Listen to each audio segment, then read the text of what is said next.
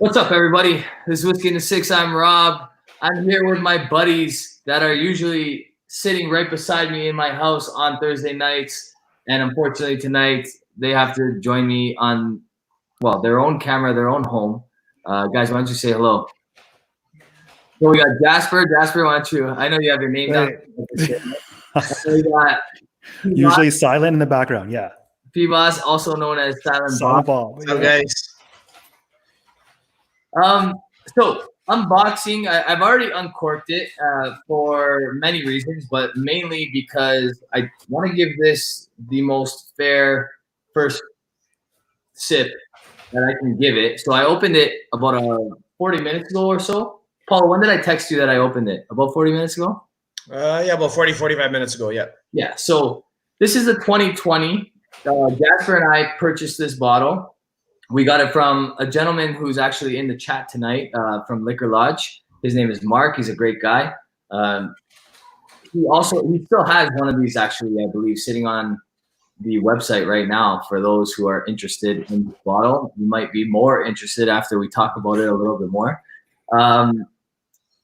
So 50% bourbon cask, 50% sherry cask. It's different from last year's because last year was 60% sherry, 40% rum cask. Am I right about that? Yeah, I think it's rum. Yeah. Rum, right? Yeah. So a little bit less sherry, a little bit, different cask entirely on the second half, which is bourbon. What are your predictions? Are you gonna like this one more or less? I don't know. I mean, you've been on a rum kick lately, and so have we. We've had a lot of rum casks, Scotch recently. I don't know why that is. It seems like everyone's releasing rum casks right now, right? That's a 2018, 2019 thing, right? Like, Paul, you're going to say something? Go ahead. Yeah, so we all, I think we were all there, weren't we? Or Jasper, did you make it to the Ardbeg event, the Ardbeg drum event? No. Yeah, I was there. Yeah, Paul, you were there, right? Yeah. It was, the drum is a rum cask. And I think the grooves before that was rum cask as well, if I'm not mistaken. Okay. I don't remember. I think grooves might be. I could be wrong, though. Anyway, it seems to be the trend, right? Rum cask. Springbank did a lot of it last year. They did it with the 21 to 25. They released a 15-year-old X-Rum exclusively, like X-Rum cask exclusive. Yeah. And most recently, we all purchased a bottle of 14-year-old single cask X-Rum, right? And then the Amrut also. The Amrut was an X-Rum. The Cavalon we reviewed was an X-Rum. Yep. Yeah, last year was the year for X-Rum for sure. So why do you think that is? Because it's just availability. Like do they not? I guess when they're finished with the rum cask, do they just got to get rid of it? It's gotta be marketing trends. Like they must be like trying to keep their finger on the pulse here, saying, okay, well, this seemed to work for Ardbeg, so I think we should all jump on this ship because it seems to be the new trend, and maybe casks don't cost as much coming out of a rum distillery as they do coming out of sherry bodega now. So I don't know anything about rum. I guess P-Boss might know more about rum, right? But are they virgin when they go into rum, or have they been used once before? So usually, if I'm not mistaken, they're usually coming out of an ex-bourbon cask.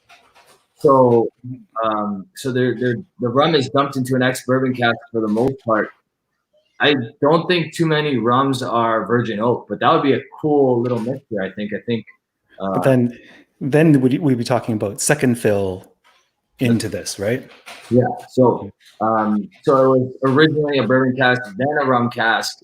Then I think if it's a strong enough rum, if it's like a molasses type rum, it's gonna take over all those expert and milk. Like those will be like a thing of the past.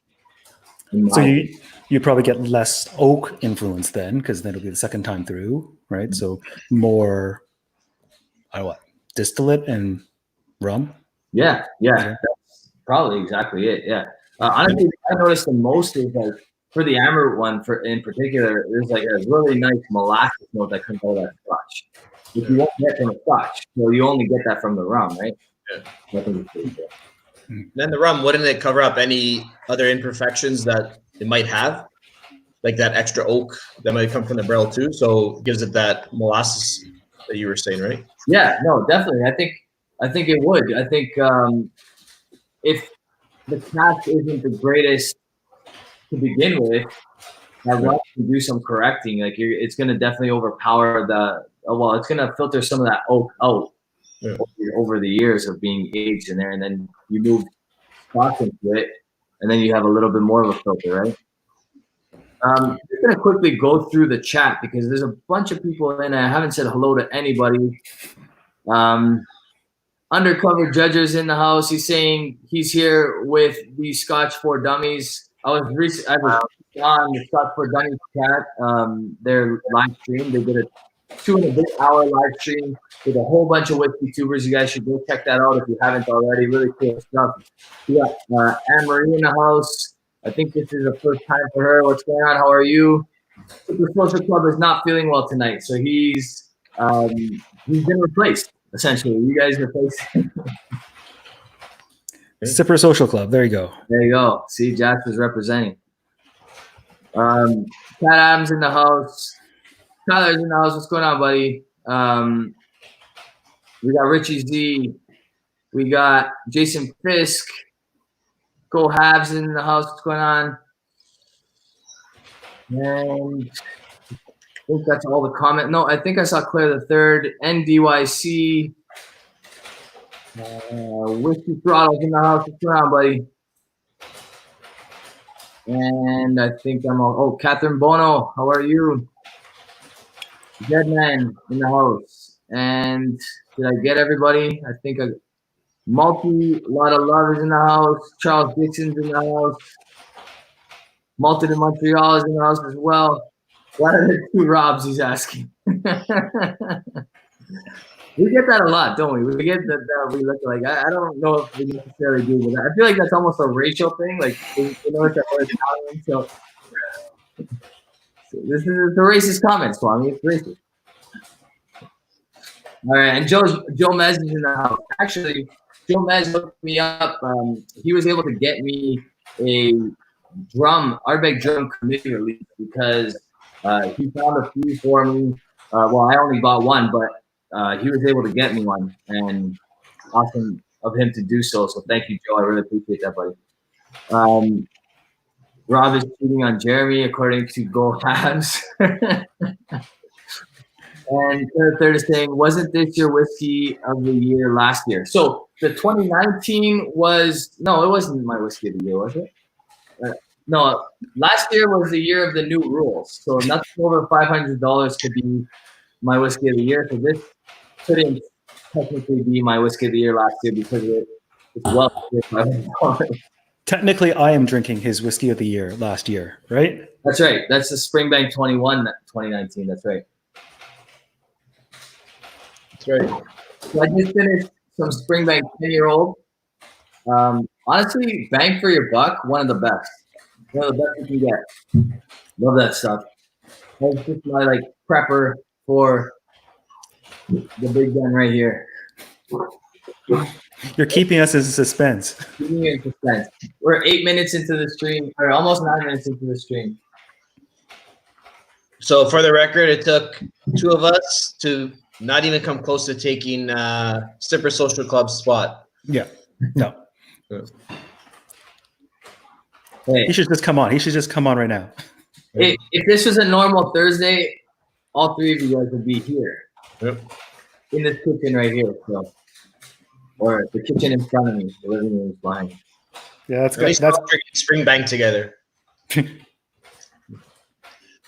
we gotta do that again. I'm gonna say automatically, and keep in mind there's probably some bottle shock here because it literally just arrived today from its travels.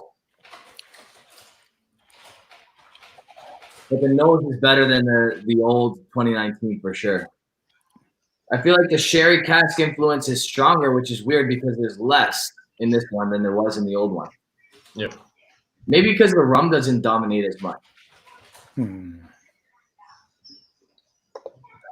This one's definitely sweeter on the nose than the old one.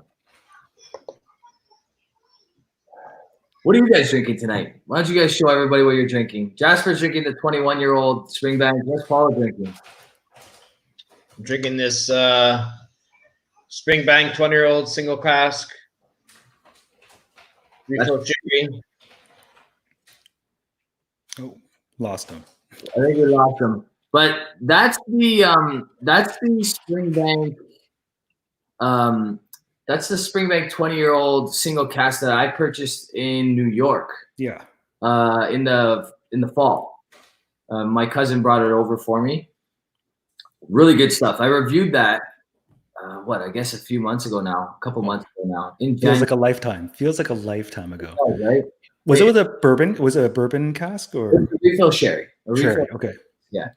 So really good stuff. I feel like I have a bit of a debate going on with myself as to what I should like, if I should reformat my rules for like whiskeys of the year. And like, I feel like it's not fair to use like an old single cask that hit shelves probably 5-6 years ago and I found it dusty. You know what I mean? Like, I don't know if that's fair. You know what I mean? So I don't know. What are your thoughts on that? Like, what should be the rules for a whiskey of the year? What's your opinion on that matter?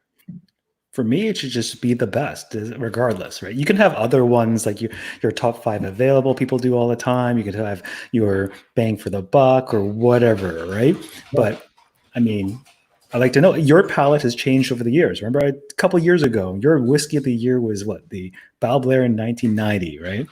And would that hit your top 6 now? Not sure. Right? I'd be curious if it would hit my top 6 this year because I don't. Out of all the 5 years that I've been doing this channel, like it'll be 5 years. There he is. It'll be 5. Hey guys, sorry. It's okay, man. I think actually the connection's a bit better now. Good. Yeah. It'll be 5 years in December, and I think out of all the 5 years that I've done my channel, this is probably equal to maybe my second year in quality of whiskey that I've tried. This is like one of the first epic bottles of the year. Really. Like, I mean, we're only in April, and I did a whole dry month. So that also interfered, but I don't know if I'm going to have the most epic top 6 this year. I don't know. We'll see what happens. Well, everything you've had has pretty much been under what? $300? I mean, 300 is probably stretching it because the most expensive bottle that I reviewed this year, other than when I do eventually review this, was the Cavalon, I think, the Big Oak, if I'm not mistaken, which is a great whiskey. But that just kind of goes to show you where, like, my Scotch, like, reviews have been this year. I haven't really reviewed like top shelf stuff, I guess you can say. Last year was the total opposite. It was like 500 and up. Yeah, last year was an expensive year. Bringing it back to the people. Yeah, I know. I think it's better not to do that again. I don't know. Yeah. It's also been because Jasper hasn't come over too often this year yet. What? so we haven't had the luxury of what we had last year yet. COVID has saved you. COVID has saved my liver. Mm. And your wallet. My wallet. That's true, actually. It's the other way. Knowing Rob, I've spent more. Yeah, I have that influence on people. All right, first step you've had. How is it different from last year's? I haven't sipped it yet. Oh, you haven't? Okay. So I would say, okay, from what I remember about last year's, it was like a little bit of like a evergreen kind of like tiny note at the tail end of the sweetness. So like it was sweet and then it led into this like evergreen piney oaky note. Whereas this, it just goes sweet and then it goes smooth. Like it doesn't go into that like evergreen note at all, which I'm really digging about the nose on this one, on the palate.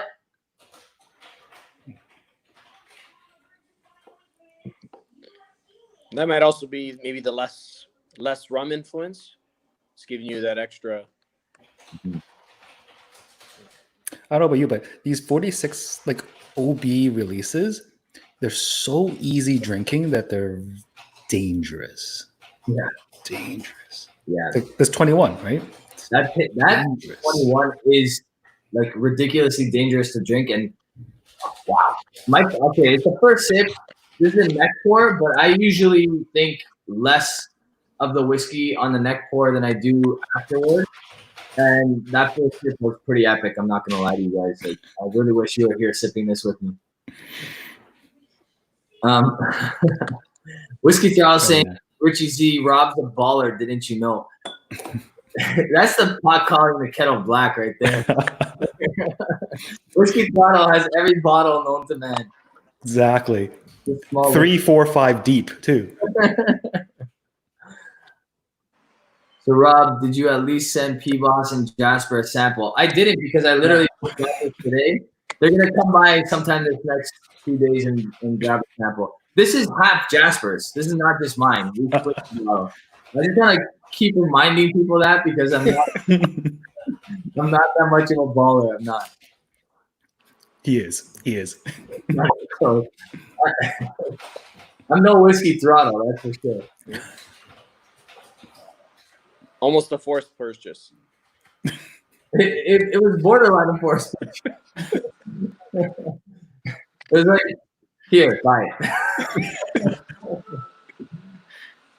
Oh, Jeremy. We got super chat.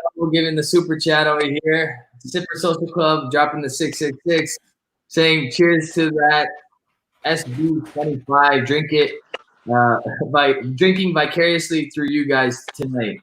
Yeah, honestly, when you're feeling the way Jeremy is tonight, it's not worth drinking at all. Like, you might as well just, like, if you want to just get drunk, like drink to get drunk, just grab like bottom shelf vodka or something.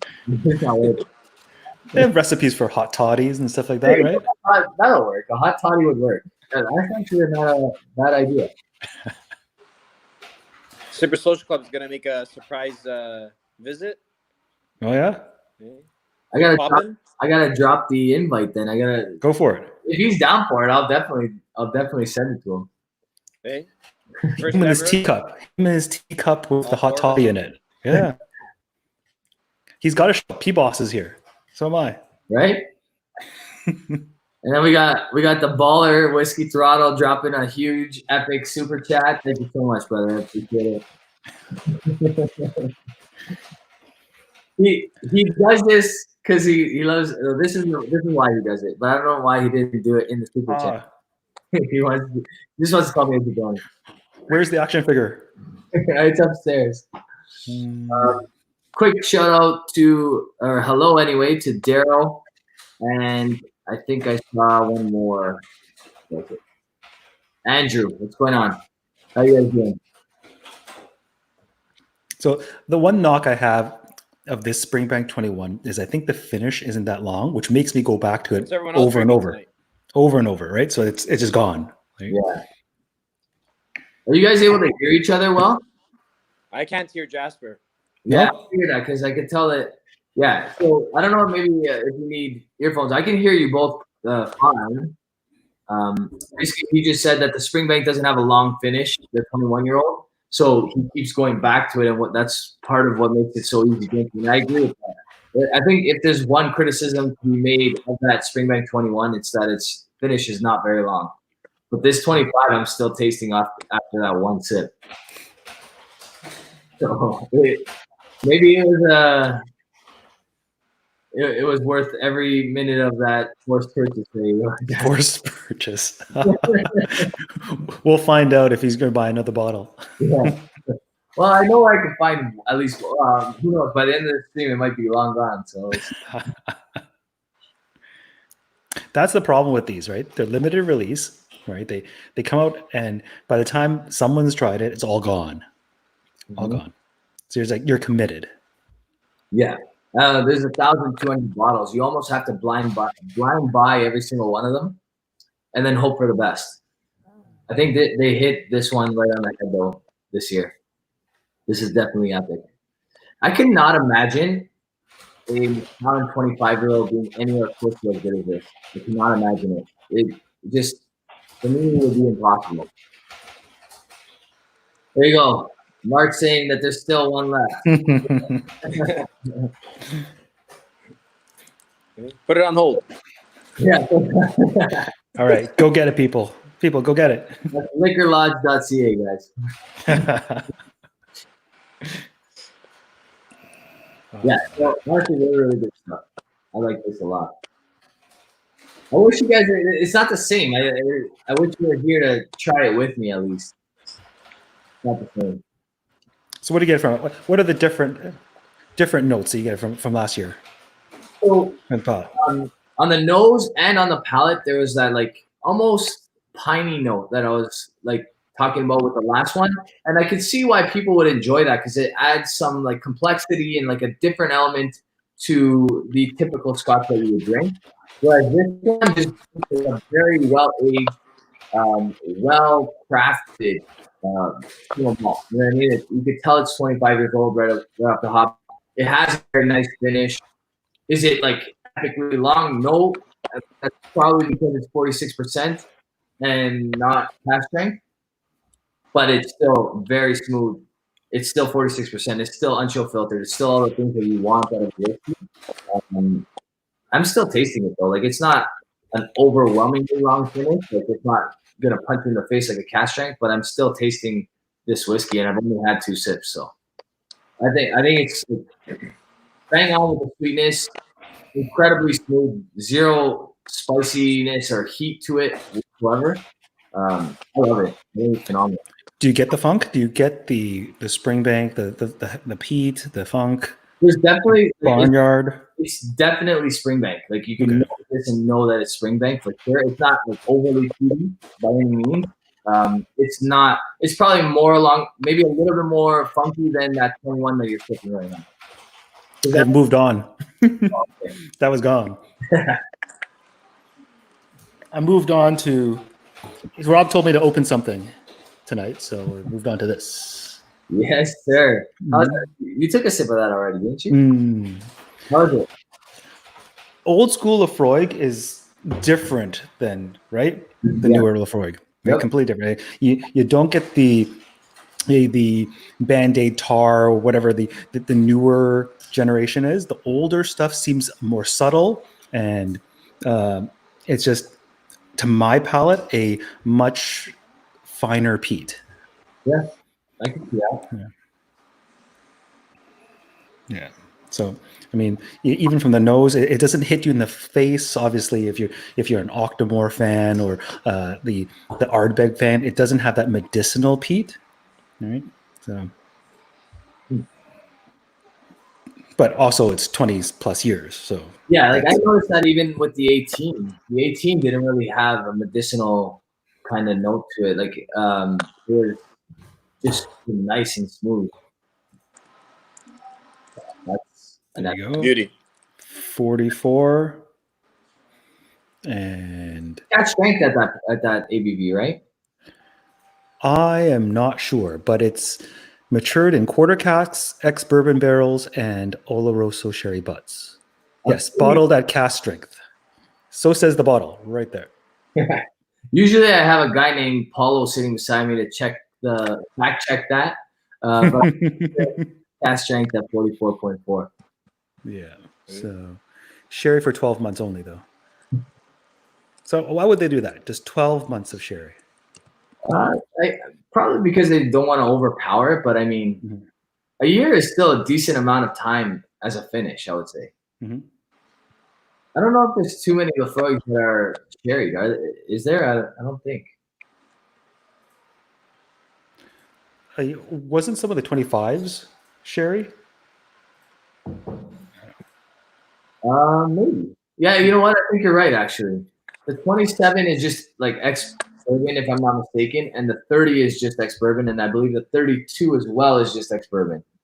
But I think the 28 was the only one that was a little different, other than the 25, like you just said. Jeremy says shoot him a link. He's coming on. He's coming. All right. He needs a link. Yeah, 28 is quarter casks, ex-bourbon barrels, and Oloroso sherry.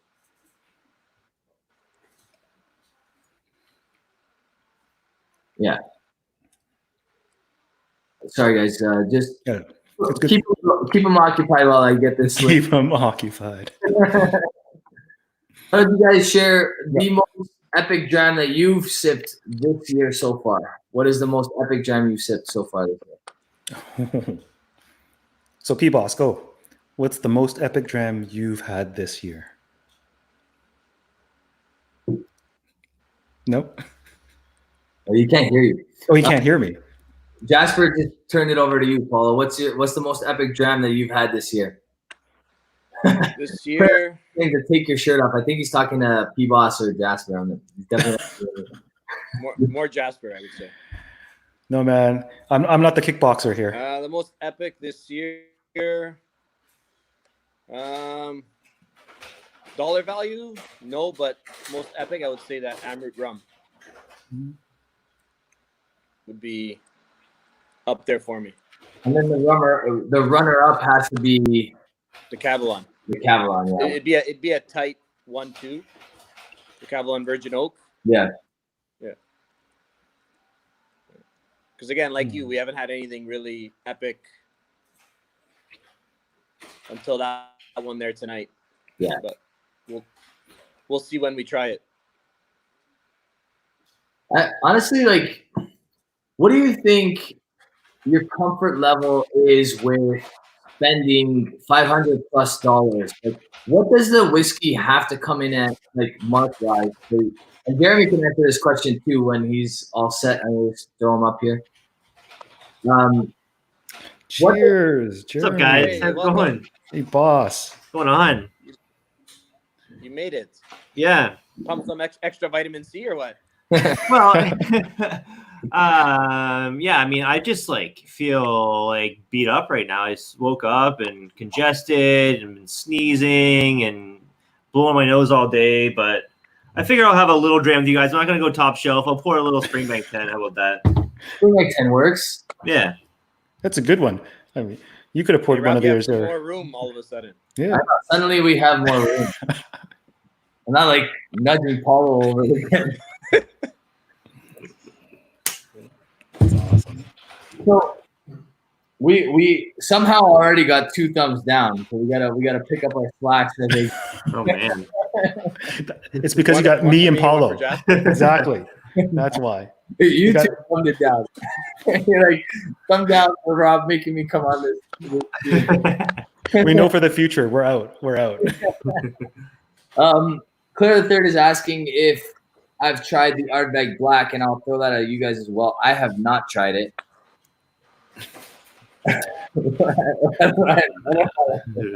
I'll try when you get a bottle. I haven't tried it yet. Jeremy, you haven't tried the black, have you? No, and you know, I haven't like rushed to try to like grab one on the secondary or anything like that. I want the 5-year-old. I'm looking forward to trying that. Yeah, that should be pretty reasonable in price. Like, what do you think that's going to come in around? I think it'll be priced like just under the 10, maybe. You know, if the 10 is $100 here in Ontario, I think it'd probably be like $80, maybe 70, high 70s. Do you know what strength it's bottled at? Yeah, say around $80. Yeah, it's 47.3 or something like that. Okay. I've heard good things. Yeah. So, I've also heard that it's their answer to the Octomore. You think that's true? I think so. Yeah. Definitely true. Is it going to be cash strength, though? No, it's 47. Yeah. 47 point something. Okay. Bob is saying 2 thumbs down. What the mother? I'm telling you, it's because you have your answer now. Me and P-Boss belong in the background. We are no Jeremy substitute. No way. You guys belong. You guys are great. I love you guys. You guys, I don't care. I'll take 1,000 thumbs down. We're listen, drinker bros. I asked this question, and Chad Adams is the only one that's answered it so far. For me to pay $500 for a bottle, I better have to change my underwear. Love that answer. Yeah, so $500+ on a bottle. What needs to happen in order for you to justify that? Are you asking me?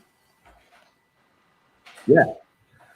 I think that you're looking for that like next level of whiskey. Like, how does it change? How does it develop in the glass? Is it evolving? Are you picking up different flavors every time you go back to it? That's what I like about really expensive whiskey, is like how it is kind of like a chameleon. Like it kind of keeps changing, and each time you go back to the glass, you get something a little bit different. And the complexity of flavor, I think, is another thing. So it's got to be, a wide range of flavors. Like you're getting, an entire catalog of smell and taste. Something that kind of, and then it's got to be unique too, right? Something you've never experienced before in a whiskey. Yeah. Justin, what about you? I think it's a moving target, right? Because I mean, when you first start, that 200 bottle would have been that, right? Because you're like, it's crazy, right? Yeah. Then what happens is you get a dram or you taste something that opens your eyes to that next level, and then now you're screwed, right? Because now you're like hunting for that next level, right? Then you keep hunting, and then the dollar signs, okay, justified, right? You're going for, okay, maybe this will be that good, or you hear that this is good, and then you gotta give that a try, right? And you're going around. It's like, I don't know. I mean, you try that dram that has the nose that just blows you away because it jumps out of the glass, right? And that's like half the battle for me. Sometimes it's the nose, right?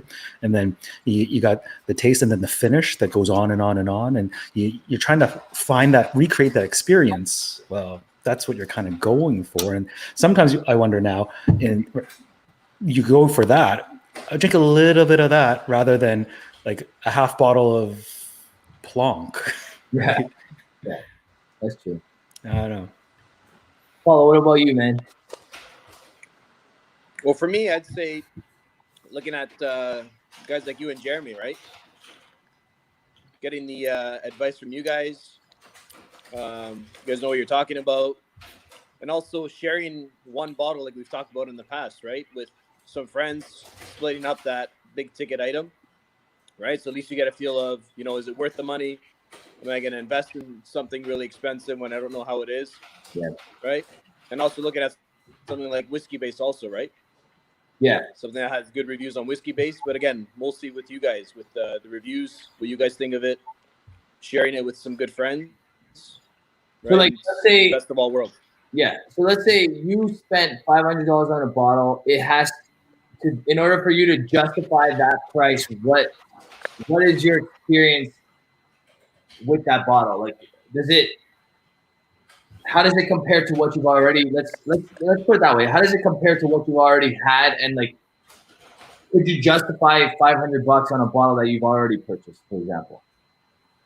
I would say no. Again, it all depends on your palate too, right? If there's a good chance that, it'll meet that sherry, that bourbon influence that you really like, then yeah, go for it. But if it's something new, I think you have to try something comparable first before you're going to make that next jump to that $500 ticket item. Yeah. And again, well-rounded, like Jeremy was talking about earlier, right? Something that every time you go to it, you get something new out of it. Yeah. Yeah, totally. Jeremy, what's the best $500 you've bought so far? Say 500 plus. 500 plus. Yeah. It's a good question. I mean, the Springbank 25 was good.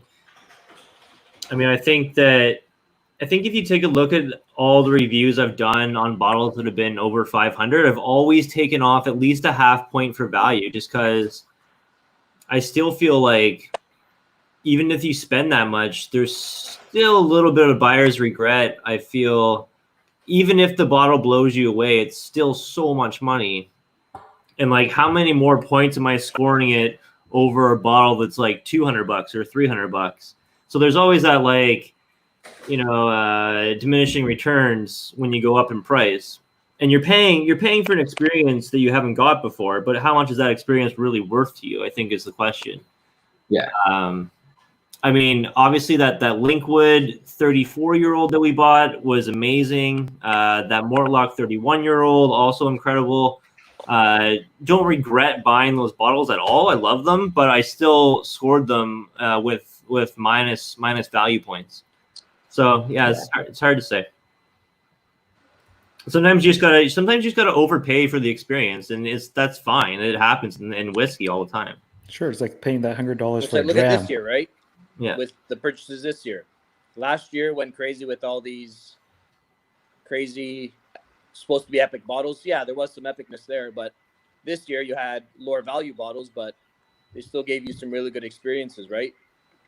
Especially with all that rum influence that we've had this year. It's been all awesome.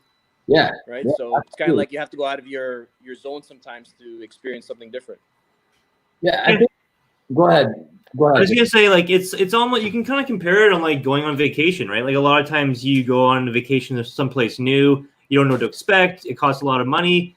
You're gonna find lots of things you love about it, and maybe some things that you would do differently next time. So it's like a gamble with anything else, I think. Yeah. This is a good one. There's been some awesome comments in the chat. I've been trying to keep a straight face while you guys are talking. Some of these have been pretty epic, but this is a good one. Yeah, honestly, I think I think what we've learned so far, the four of us, because we spend a lot of time drinking the same stuff. The four of us, we've had a lot of bottle runs in this on this very table right here, where we've gone through some epic stuff. And I think what we've noticed is it's hard to justify the difference in price when you find that gem in the $150 to $300 range. Like usually it's actually south of $250. It almost is like when you spend $150 on a bottle, it's incredible. Like it's in the 90 to 93 range. It's almost better than getting that 94 that you spend $700 on, because it's like, yeah, we spent $700 on that whiskey, so you expect it to be a 94. You expect it to be a 95. You know what I mean? It's only going to let you down when it's that kind of money. But that $150 bottle blew you away for $150. You know what I mean? So like, so you got your money's worth. Yeah, and I think that's what we're learning every time we purchase these big ticket items, is that, man, that Springbank 12 cash strength is still really damn good for $90, $100 Canadian. You know what I mean? It's hard to like this, and the reason why I bring this up is this is awesome, but if you give this to somebody blind, I don't know what they're gonna think compared to, for example, let's say GlenDronach 21 or GlenDronach 18. Like, are they going to pick this as the better whiskey? For sure. But then when you tell them there's a $60 difference between the two, they're going to be like, holy shit. Like, is it worth it? Probably not. You know what I mean? So, I don't know. It's interesting. This is amazing whiskey. I'm not trying to knock it at all. And it is a neck pour. I think this is a good topic because I don't want people to run out and spend $800 on a bottle when they can get a great experience at less than $200. You know what I mean? Mm-hmm. But the nose on this is pretty damn epic. I'm not gonna lie.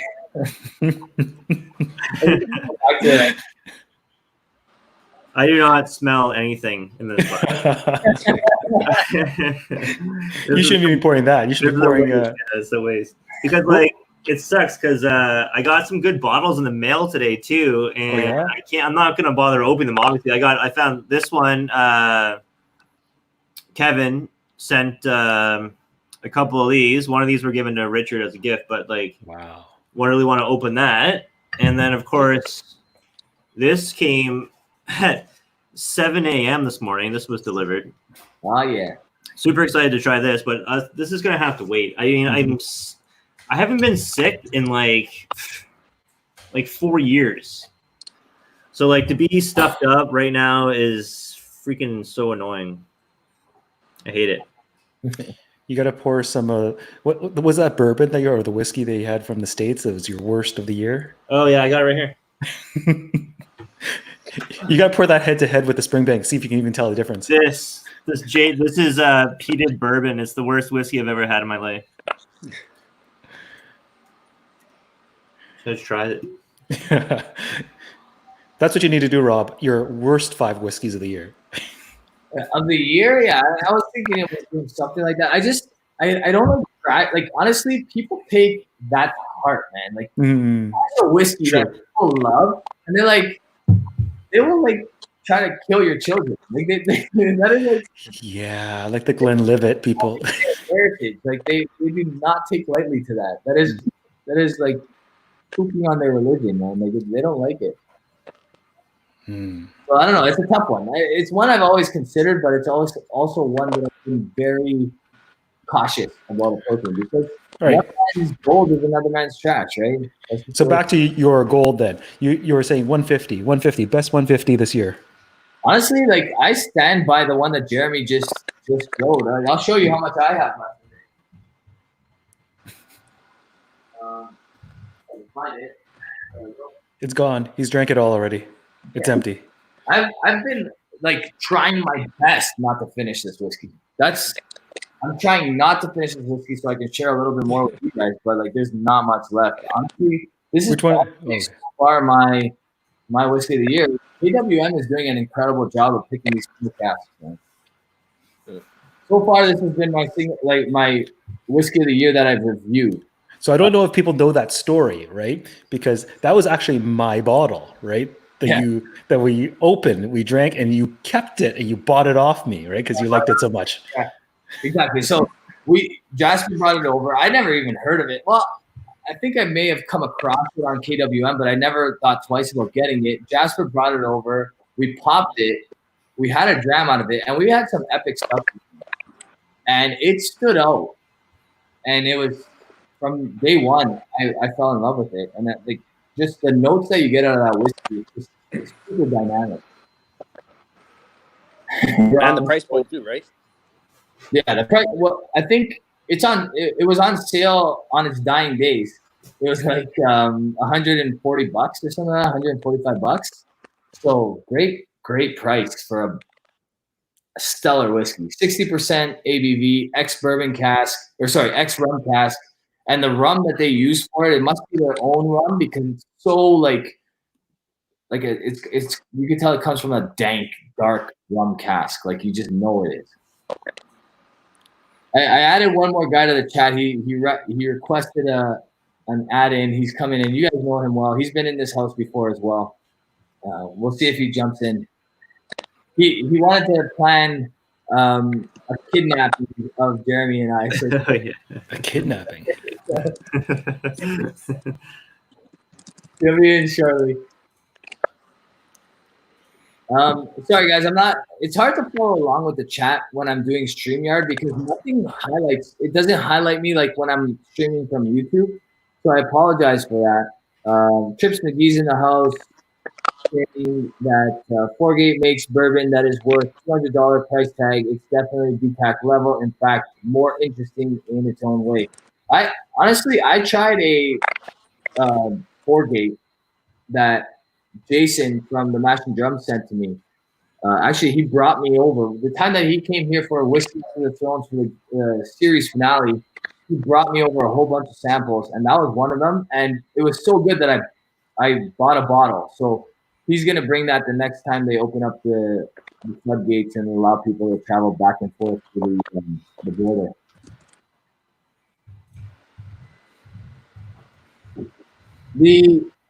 Jeremy, what's next for you on your channel? I know you recently reviewed the escaping my mind now. The one that I liked that you didn't like as much. Ardbeg 19. Well, the Ardbeg 19. That was one. Oh, and then what was after that? The one where you did the whiskey vault shout out. Yeah, that was the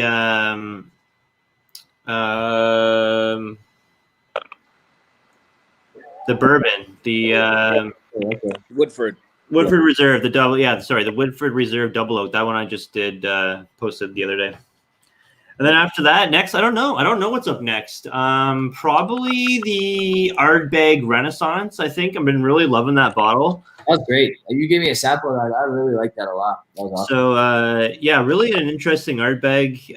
So I'm gonna do that versus the new 10-year-olds. So that review will be coming out probably soon. And then I'm not sure. I got lots of other stuff to go. Maybe power through this Long Row Red and get that review out. Yeah, that one I'm dying to know because you got it before. Like I bought it, but we won't get that probably until midweek next week. So Cool question here. How many drams does it take for you guys to get wasted? Jeremy takes about 20 or 30. Depends if it's a I raw placed pour. my bets on Jeremy. Yeah, my bet's on Jeremy as well. Depends if we're drinking cask strength. It goes a lot quicker if you are pouring all 60 to 65% ABV stuff. Yeah. No. I had Jeremy over. The guy has a liver that probably goes to his toes. I train every day to drink more and more. Yeah, honestly, for me, it's probably if it's 46%, 4, 5, 6 to be buzzed. Hey, Jasper, let's tell him the truth. It's the reason why 14. it's all at his place, right? Yeah, exactly. Exactly. What were you gonna say, Paulo? Said more like 13 or 14. Yeah, to get Jasper's drunk, over. it's probably like 13, 14, but I never like getting drunk, man. It's not fun for me. You just gotta show him the cabinet full of glasses. Jasper's got a like really strong liver somehow as well. Yeah. I'm Asian. Is that what it is? No, it's the opposite. No. Oh. Rob, I think Rob adds water, right? You add water to your So yeah, scotch. so he's asking, Rob, seems like you never talk about adding water in your scotch. Any reason why? Cask strength, I pretty much every single time. It doesn't matter if it drinks well at cask strength. I still add water just because if I'm sipping a whiskey, like sitting on the couch at night, I need to be like I want to be coherent through the experience, and drinking like 2 or 3 cask strength sometimes gets you out of that zone, and then everything starts tasting good and it's not worth it anymore. So I add water in all my cask strength.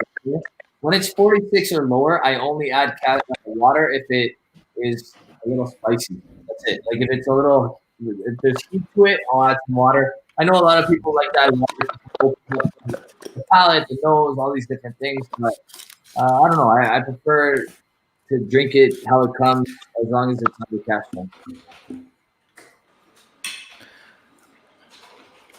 I think for my first dram of a new bottle, I will water it down. How's that tasting? And I'll take it all the way down, and then I'll find out what I like it at. Mm. Yeah. So yeah, Jeremy, how's Dickel? What? How's that bourbon with no taste, no smell, no taste buds? Oh, the riddle. I don't know. I'm not going to drink it. I mean, now's the time to drink it because I wouldn't be able to taste it. But I mean, I'm trying to. This does not taste or smell like Springbank 10. It just. I don't really smell anything. It's like it's brutal. It sucks. I remember having to do a blind tasting with basically hand, foot, and mouth. It was brutal. I had like all these blisters on my tongue, and I had to do a blind tasting to get it out. That was rough. I'm not gonna tell you guys which one because I don't. I don't like to make excuses when it comes to performances. So. Well, I'll tell you that was the Akavite challenge, right? Yeah. You did pretty good considering. My son got hand, foot, and mouth, and then I got it. I guess I never had it. I don't know how that works. I don't know if you can get it again as an adult, but I didn't get like. I only had a couple on my hand, and I had it all over my tongue. It was brutal. And Roy did not go easy on you in that tasting. There were some real oddball whiskeys that he threw at you for that one. That was a tough one. It was, you know what though, it was a good learning experience for sure. It was definitely humbling. Definitely a humbling experience. I can't wait till our boy Jason does his. He's next up on the docket for that. Yeah, that's right. That'll be awesome. Yeah. Richard's in the house. What's going on, buddy? There's Tyler as well earlier. What's going on, Tyler? We got a nice little crowd tonight. It's close to 60. A little later than we usually go live, but I think this tends to be the time that people like best, around 10 o'clock. Kids are in bed. We can chill out a little bit, have a drink. Come on, after all day trying to homeschool your kid. Yeah. Hey, try two teachers trying to homeschool a kid while teaching 30 of our own each. Try that. That's something.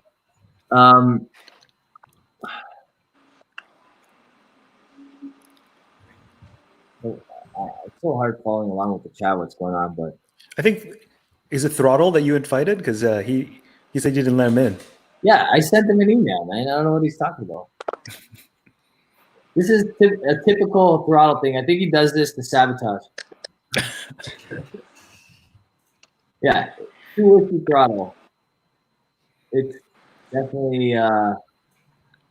Tell him to 1068 at Shaw. That's the one.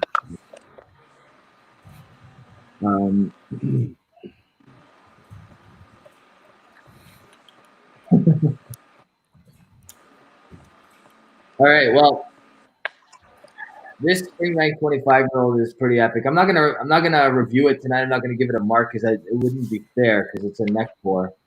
But it's really nice, man. It's really nice. I think this is probably gonna be a lot better than last year's version. Oh, wow.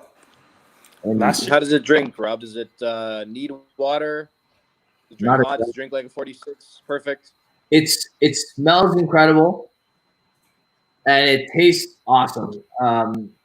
Tastes probably a little less than the smell, but you don't have to add a drop. Like I feel like adding a drop of water to this will make it like too low in ABV. You know what I mean? Which is, I think at 46 is perfect. To be honest with you,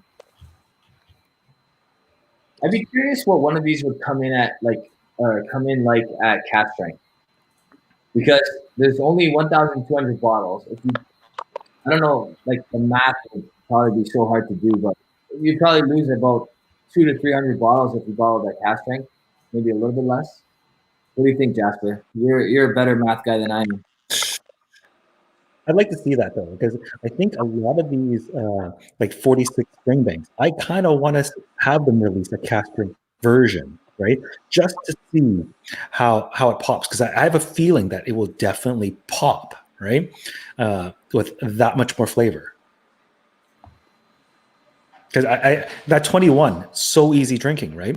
And I think if they dialed it up, right, it would be so much more epic. Absolutely. This one in particular would be probably I'm not going to lie, probably the best whiskey I've ever tried if it was cast strength. Because it has everything I'm looking for in a whiskey: the sweetness, the sherry, bourbon influence of the vanillas and like stuff like that. The nice Springbank funk, but not like, it's not overly peated by any means. It's not like heavily peated, I mean. I just wish it was a little bit higher in ABV. I wonder what it could be like at 50%. You know what I I'm mean? supposed to tell the jabroni to check his messages. You sent it to the wrong email. Yeah. But I think that's also because we're along this journey where we went to cast strength. It's hard to go back sometimes, right? Absolutely. I mean, you drink 40% stuff and it's like water. I mean, it's. Oh yeah, I don't think I own a 40% whiskey. It's crazy. I give those away to my father-in-law. I'll pour you a 40 next time you're here. Yeah, that one I want to try though. That one is a different story altogether. That one seems like it would be pretty epic. But yeah, I mean, the problem is now the cast strength ones have so much more flavor, right? So that sometimes you go back to the 40, it just doesn't match up. Yeah. Or even the mouthfeel, right? The mouthfeel seems thin and light. Yeah, I feel like I think this will get a little bit more viscosity as it goes down the bottle, as it opens up, which they tend to do. But pretty good. It's a lot. I'm not exaggerating. It's better. I think I reviewed the old 25 through rose-colored glasses a little bit. I loved it, but it wasn't as good as this. And I should have done a big lineup and did it blind because I think my market will come in a lot less for the 25 last year. What did you score last year, Jeremy? What did I score? The 19, 25-year-old? Yeah, the 2019. Yeah. It was a low 90. I want to say it was 92 for me, I think. Yeah. I think I scored the 21. Maybe I scored the 20. The 21 was maybe a 91.5, and then the 25 was a 92. Or maybe I'm a whole point lower than I think. Maybe it was 9. Yeah, somewhere around there. Low 90s for both the 21, 20, and 25. Right on. That's still epic scores from Jeremy, though. I mean, for sure. For people who are watching this stream, those are epic scores from Jeremy. Yeah, once I don't give 92s very often. Like 92 is a very, very high mark. Yep. For sure. What's your highest mark to date? Was it the 94, 95, 94? 95 for the Broer 38 was the highest mark. Yeah.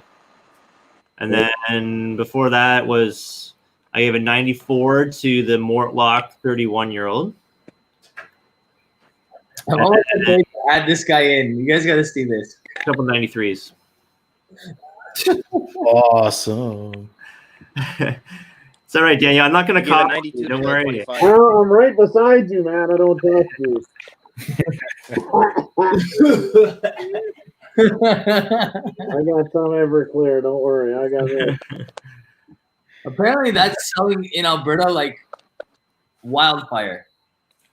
It's best. What is that? 190 proof? 95% alcohol. Wow. Crazy. That'll make you a man before your mother, boy. But if Jeremy tastes it now, it'll taste like water.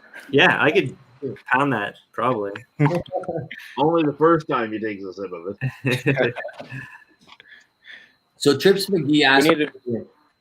He asked if we use Zoom in Ontario. Each board is different. He's a teacher as well. Each board is different. Basically, we're not technically allowed to in my board right now. They're still working on the details. That might change as of Monday, but they don't want us to use video just yet. So that's the short answer for that. Richard, what's going on, buddy? I didn't say hi to you yet. How are you, my friend?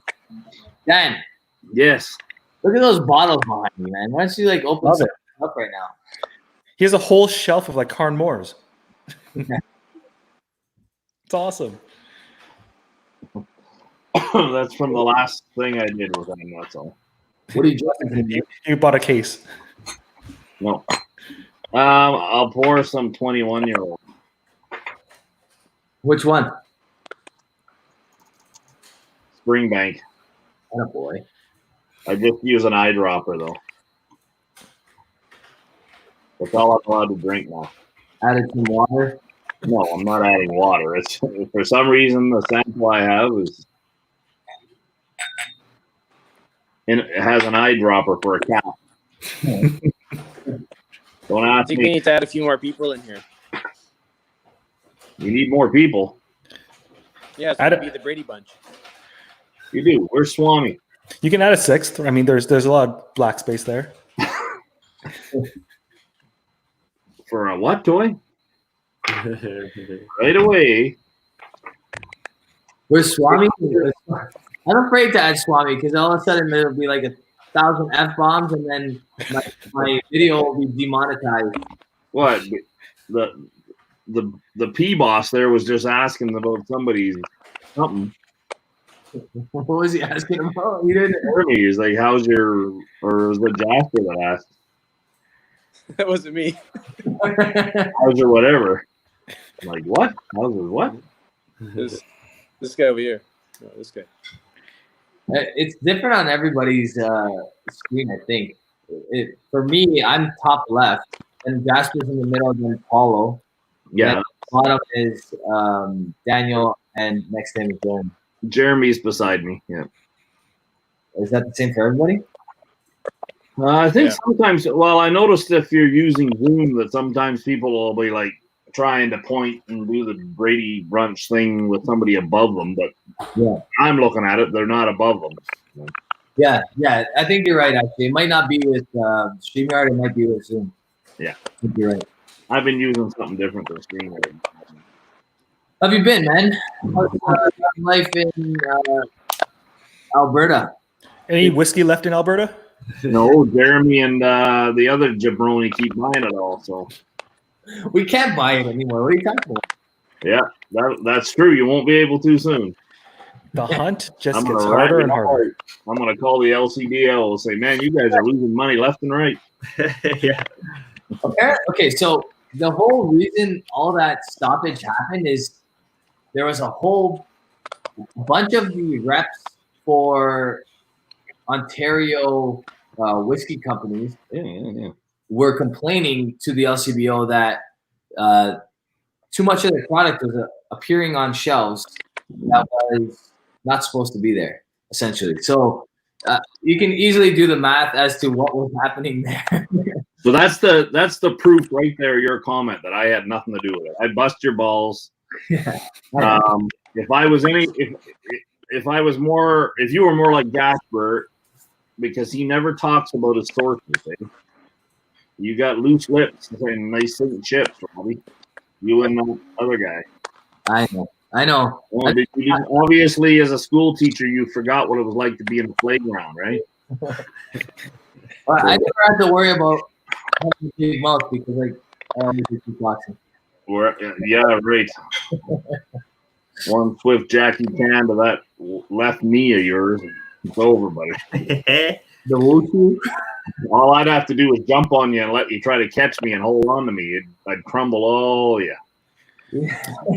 It's just not fair. Alberta is like the best place in the world to buy whiskey. No, it's not. It used to be. Honestly, I think it's changing now, but it used to be. I was in Ontario, remember, in Sarnia, and other than your ridiculous prices, right, on your age statement stuff and special releases, everything else in the liquor stores was pretty much the same price. Yeah, it's just whiskey, man. It's honestly, I feel like high-end spirits in Alberta are cheaper than high-end spirits in Ontario. It's not your like beer, your wine, your like mixed drinks type stuff. Like none of that's going to be cheaper in Alberta than it is here, but high-end whiskey is definitely. So wine is similar, all right? The availability is different, right? Because in Alberta, it's because it's private. You can get stuff right here. The LCBO might get stuff, and then what happens is, even with wine, if some people just buy it all out, it's all lottery. If the popular stuff, you can never get it. It's like if you know someone, you might be able to get it. Yeah, it sucks. But that's collector's wine, right? Even stuff that you drink sometimes. It's like there was a time where you had to line up in front of the store at 9 a.m. just to get something. My favorite wine right now is oak and butter. Like $18 a bottle. And butter. Yeah. Is it California wine? Yeah, I think it might be actually. I don't know. I never looked at it. I was at my nephew's house right after they had to put down his dog, who was I considered my dog as well, and we opened up that, and we opened up a pretty big fancy bottle of Macallan's. I think he had hidden in his cupboard, a 21-year-old or something. Nice. But I can't remember what that was now. I hate Macallan's anyway. We just had a big sale out here, and somebody just reminded me of that. Wine and Beyond had 50% off. What? I mean, guys, there's one guy, he walked out, $1,600 he paid for everything. 50% off at Wine and Beyond. Yeah, man. What? That goes to show you how high their markup is. Well, sure. Right? P-Boss, you all right? You look like you're about to fall asleep. He's managing the comments. I was before forced me in here. And I can see all your nose hairs. What's going on? Somebody buy That's that. another racist. I'm not racist. You know I hate everybody equally. This here, Jasper, translate this for me to Rob. Rob is soy chai. No, Jasper's got to go ask his grandmother how to speak Chinese now. You're making assumptions, man. How do you know? How do you know where he's from? He doesn't know. I'm 100% Alberta beef, born and raised. That's right. It's true, actually. That's not uncommon out here. That's why I know where all the whiskey is. Yeah, you moved to Toronto because you're a quitter. You're not originally from Alberta, are you, Daniel? Nobody is originally from Alberta. Well, more and more are right now, but yes, sir. Jeremy, you gonna make it all right, buddy? I'll send you out some medicine if you need it. You know what? I need your little mushroom remedies or whatever that is. I swear. And guess what, though? I ordered that from Ontario. Yeah. The mushroom drops. Oh. Yeah, no. Look up a guy named Paul Stamets. He was on Joe Rogan. And it's not going to cure anything. But this guy he's a little bit off the rocker, maybe. He has a mushroom hat, but he's an actual scientist. He is what do they call it? It's a division of biology that studies fungus. Come on, Jeremy. I don't know his like scientific practice, but I remember you talking about him, and you gave Rob your little spray stuff, and it seemed to work all right. Not microbiology. Mycologist. That's right. Mycologist. And I mean, that guy's done some studies, and they have actually extended the life of bees like 3 to 4 times. Wow.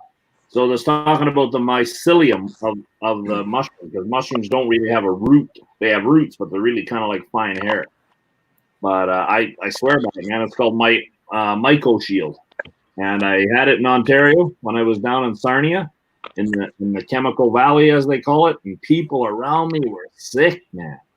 The guys I had to drive in a truck back to the hotel with, they're coughing up green, yellow, and da-da-da. So there's 2 things. One, they don't drink any good whiskey, if any at all, and they don't take the mushrooms, man. I was taking that stuff religiously on that. It's just a throat spray.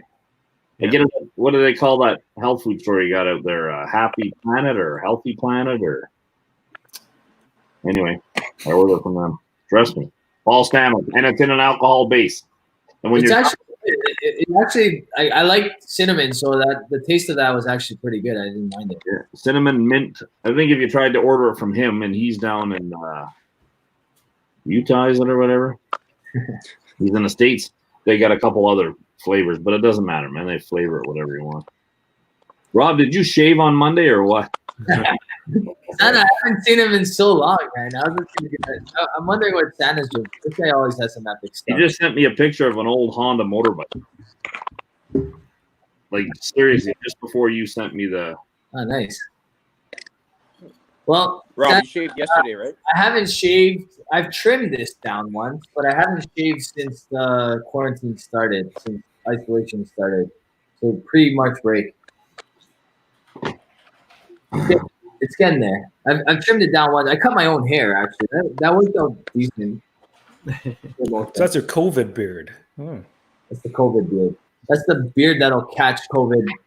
So if I try to avoid it, just leave it on me. So you won't get it, but you'll just transfer it to everybody. Yeah, I think that's actually probably true. I feel like I might have had it, and I know a lot of people might balk at that, but I feel like I had it earlier on in the isolation, and then it went away and whatever. With our lives. I see a Glenallachie there. Oh, that it looks like an epic model. I think Jasper has the same one. No, I don't have that one. That one's an Alberta one, right? That's the 140. 140? No. Oh yeah. Cask. 1,049. You mean 49? 49. Yeah. Yeah, it's 1,049. 29-year-old. I'm gonna choose with the Glenallachie. This is a 10-year-old cask strength. Jasper stole my Portwood. I'm gonna go find a 1989 Glenallachie. You go find one there, buddy. Now we know the source for why they buy everything from Alberta is Jasper. No. Jasper, you don't even want to know what Jasper's like. Looks like I know what I'm gonna listen before this is done. I've already sent out the message, man. I got the same people Trump has doing all the work. this is way more shared than I thought. This is the 10 cash banks from this year. Honestly, I honestly believe there's some sort of like bullshit hex against Alki or something. Like someone's trying to keep these guys secret. I don't know what the hell it is, but they don't get enough credit. They're not getting good enough reviews. You look up their bottles on Whiskey Base, and they're all like low 80s, mid 80s. They should be way higher. This bottle. Rob, you see what Whiskey Base has that Springbank 25 at? 92.45. Yeah, it's awesome, man. It's an epic whiskey. I drank that for over the whole time. I haven't had anything else. I just been drinking that. Only 1,200 bottles, eh? Yeah, every year there's only 1,200 on the 25s. Which one of you guys owns a hamster? Anyway? And the what? A hamster. Hamster? You can hear him running in his little wheel there. Oh, I think that's Paulo's. I think he's on his phone. Oh, Paulo, clicking away. 1989. Nice. So this one is cask. Yeah, this is the. Is that the same as Daniel's? Nope. This is the 10-10-40. Sherry Hogshead. Yeah. 54.7. Mine's a story, but Hold on, I don't know what I just did. you got to make. What's this first time using Yardbird or what? Probably. I don't remember how to use this stupid thing. I don't know. Whatever. That is worse. But see here, yours got the UK sticker on it. Oh, because. Yeah, I feel like that might have been from the UK. might have been. Actually, I can actually smell the mold from the warehouse. It opened up quite a bit. I have to say, I'm liking Glenalchley more and more. I love it. I honestly think it's so underrated, man. Everything on Whiskey Base that's done out gets like rated so low. I can't figure out why. Well, that's that one you tried with Malton in Montreal, that independent bottler. Yeah, that was good too. And that was not sherry, right? No, that was just the next bourbon cask. Yeah. I was gonna say something else. I can't remember what I was gonna say. Yeah, more thumbs up, less thumbs down, you dirty, rotten bar stitches. Exactly. No, I find like the to get this age in a Glendronach, right? It's insanely priced. And Billy Walker's running the show now, so I'm hoping that these bottles will be just as good. Well, I mean, what was a 25-year-old? It was $425. Well, I think KWM was selling the one you have, right, for 400. I wouldn't buy from those guys. They're the most expensive in Alberta. In my opinion. Yeah. They're no longer the most expensive in Alberta, believe it or not. Maybe not. Probably with justice prices. You know what? They've actually, because they've been bringing in so many single casks, they've dropped in price, like for that kind of stuff, quite a bit compared to the others. And You mean bringing in his own stuff for his own store? Yeah, sure. Because he's still profiting. Don't. oh, of course. So what's the point of owning a store if you can't profit? Yeah, but he's making way more profit. I mean, he's just, I don't know.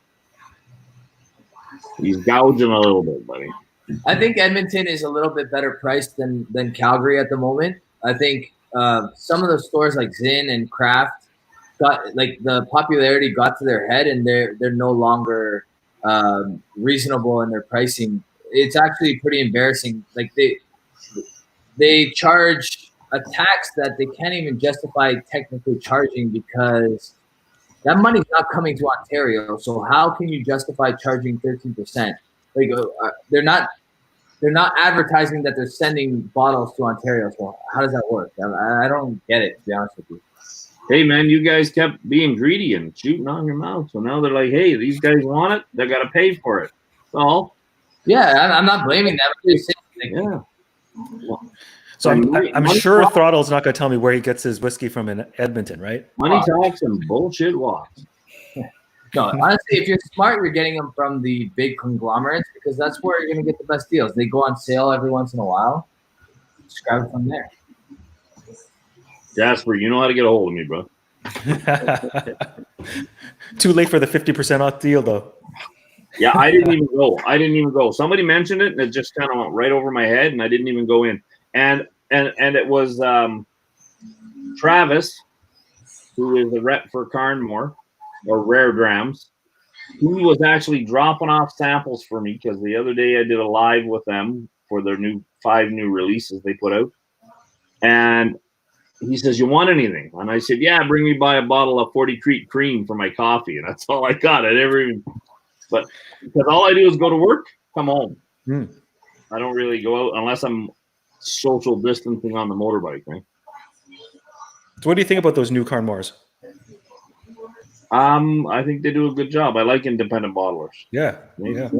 I can, when you were talking about $500, I can justify some of these independent bottlers more than I can some of the Oh, for sure. Oh, yeah. releases that they put out through somebody else, right? So Daniel, have you tried any of these cash strengths? The 10-year-old? I bought the first whole set when it first came out. And So the 10-year-old was probably my favorite. Do you know if the batch 3 is more sherry than the first 2? Because I've always heard like just mediocre reviews on the 1 and the 2, and the batch 3, I'm in love with it. I think it's phenomenal. I mean, you guys need to go out and get this because like the price of this bottle is like $100, maybe a little bit less. Cheap, and it's excellent. I paid too much. I paid too much? Yeah, you know where all the good prices are. Jasper, how's yours? I'm still I'm finishing the Lafroig, but And How was that? again, easy drinking. Yeah. Well, 44.4. And that's $500 a bottle or what? Very nice. It's a European release. Is it really? Yeah. Yeah, you're not gonna find it here, man. I can't remember how I got my hands on that bottle. Yeah. Right. I have no idea. Jabroni finds his way. That's Jabroni finds his way. very convenient. Daniel, you seem a little bit less angry than usual. What's going on? I'm not He's a angry. couple of drams in. I don't know why you say that I'm angry all the time. Anybody get the new Pete Week? The Balvenie? I haven't. I want to get it though. How is it? It's beautiful. It's the best Balvenie you'll ever have. Oh yeah. That's all I'm going to tell you guys from now on. I'm the world's #1 opinionator. I mean, influencer. I honestly can't stand the prices in Ontario for Balvenie. It's not Balvenie's fault, but they're way overpriced here, so it's so hard to justify. Here's a very weird sample, which I'm very hesitant opening and this is the 2003 Balvenie. I don't think I'll try that. It looks a little murky. It looks a little like urine. Yeah, it looks a little murky. It's I don't know, and I can't remember who gave it to me. If it was Swami, definitely don't drink that. Well, it can't be any worse than somebody else's sample that came in a baby's jar. Does that mean? The top of the jar was like green. Like, what the hell is that? Whoever sent it immediately got a hold of us and told us not to. Don't even open it. Forget what it was. It was in there, but we didn't have to. We learned very quickly that it's just like getting a flask. If you put it in the wrong flask or too long, right? Hey, multi-lot of love. You got, hey, you got to shut up. Well, actually, you can go to Keg and Cork all you want. They need all the help they can get. I just see people putting stuff up there. I don't have unopened samples. They've all been opened. Somebody had to open them to freaking put the sample in there. Daniel can't stand when an Alberta store is mentioned. I don't mind. Go ahead. That one's all right. There's a few Edmonton ones that I always keep quiet about for you, Daniel. You keep quiet about them. I don't care. Go to that new one that just opened up. Here, that's a box of samples. There's a box of samples. And this is a box of samples I won by guessing what was in the bottle. Holy, what the? I couldn't believe it when they phoned me up, myself and Josh, Know Your Whiskey from Instagram. He won. I won first place. He won second place. Wow. And he still got the same samples I did. I do not know how that is justice. I won first place. I should get it, and every single one of them is SMWS. Wow. And do you think I've had a chance? Bittersweet as lost love. I think that's about the price for the Balvenie 14 in Ontario as well, right? 210, Really? roughly. Yeah. The Peat Week. It's expensive. I mean, I'm like you. I mean, Balvenie is just I can't afford it in Ontario. It's crazy. How much is it? It's stupid expensive here. The 1509s are $900. Well, I'll sell you a couple for $800 if you want. Yeah, thanks. You can get them for $5. Some places like $4.50, $4.25.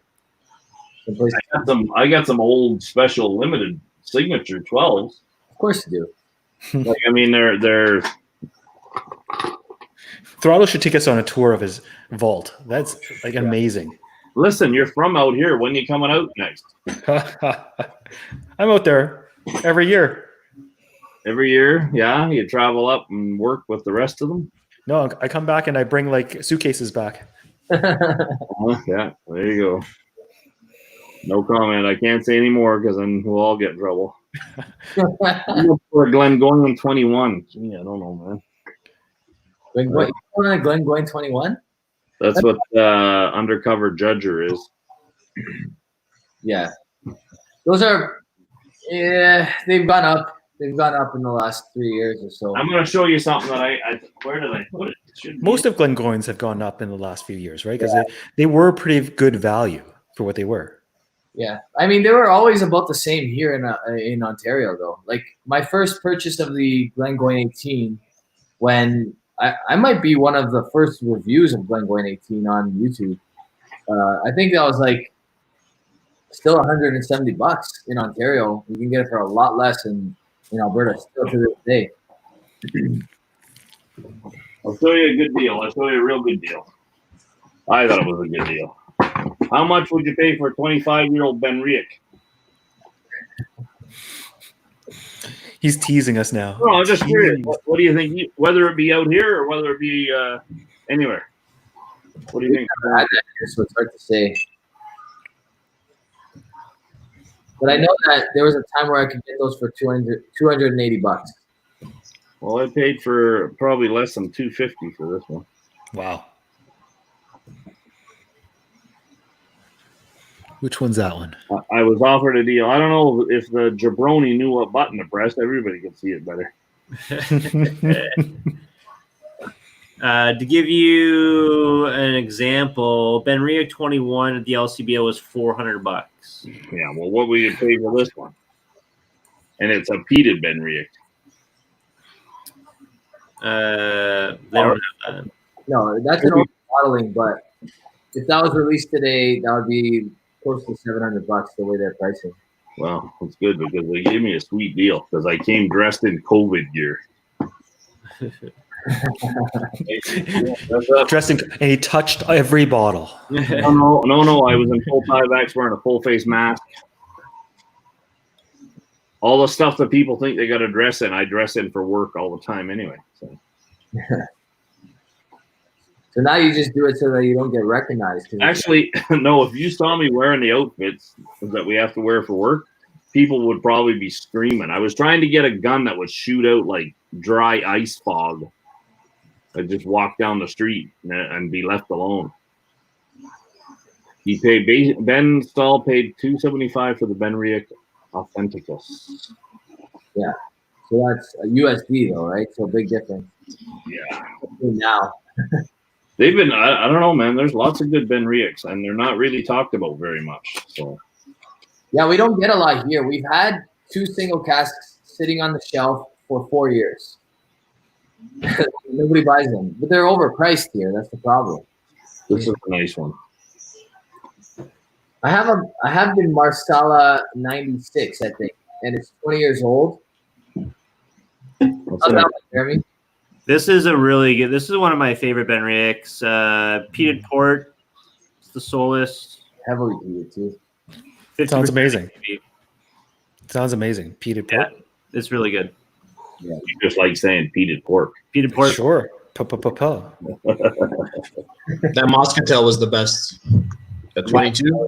That Yeah, one- the 22 Moscatel is amazing. This is a 10-year-old. What was the other one we had, Rob? Was the Albariza?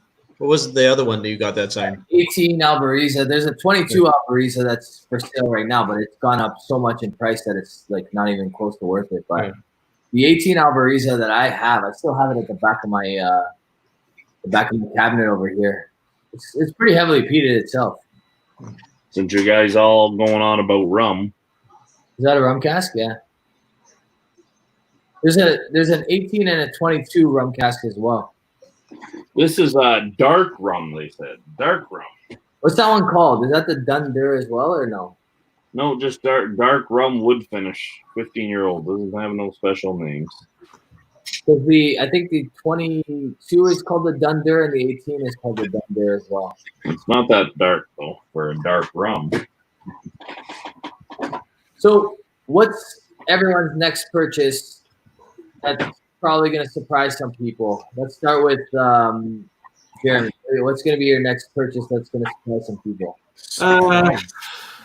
That's going to surprise some people. Oh, whatever. What's your next purchase? Let's go with that. I don't know. You never know. I mean, sometimes I just find stuff late at night and purchase it, and then I don't remember, and then it shows up in the mail. At 7 o'clock in the morning.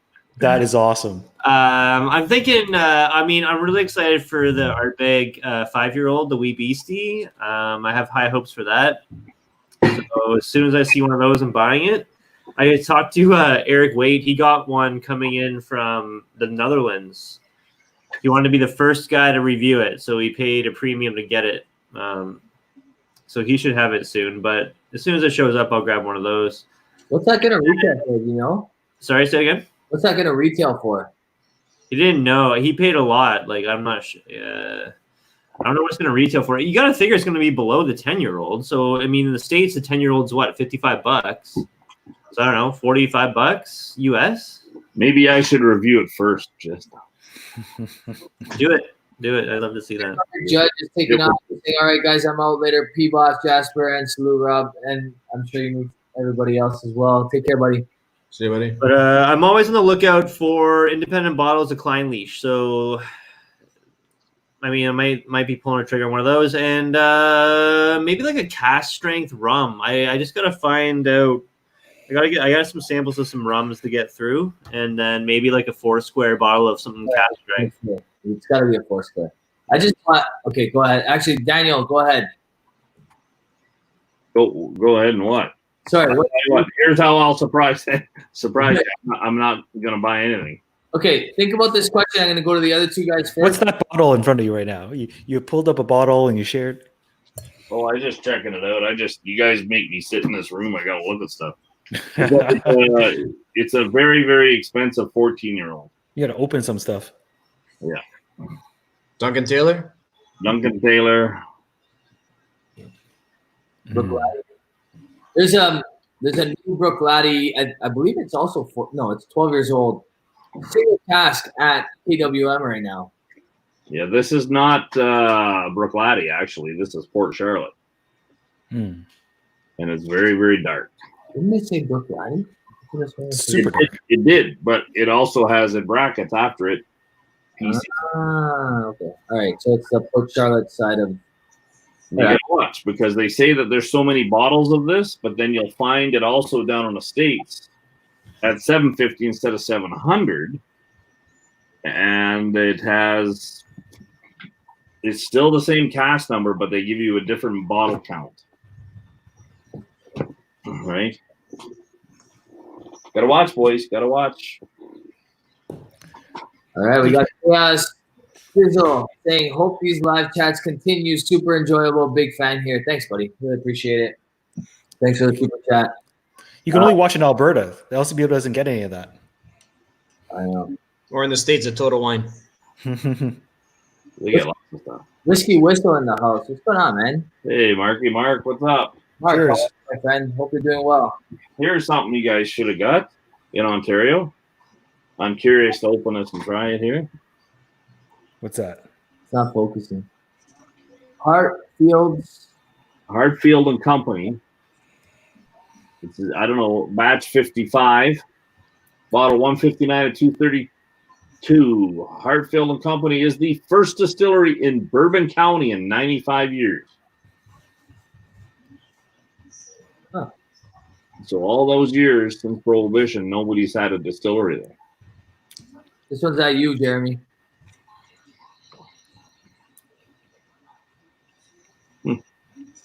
Is how Balcones improving now? I can imagine a Balcones rum being epic. But before we get off topic, I want to know what Paulo's going to be buying next and Jasper is going to be buying next. Paulo, why don't you start?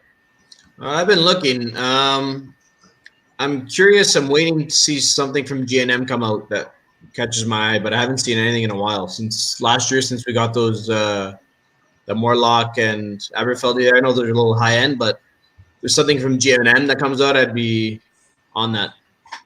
Right on, man. Honestly, that Aberfeldy, I talk about it quite often. Yeah. I love that whiskey. That whiskey was phenomenal. Yeah. So yeah, good on you, man. If you can grab a Connoisseur's Choice cask strength, make sure you grab two because I'm gonna want one too. Jasper, what about you, man?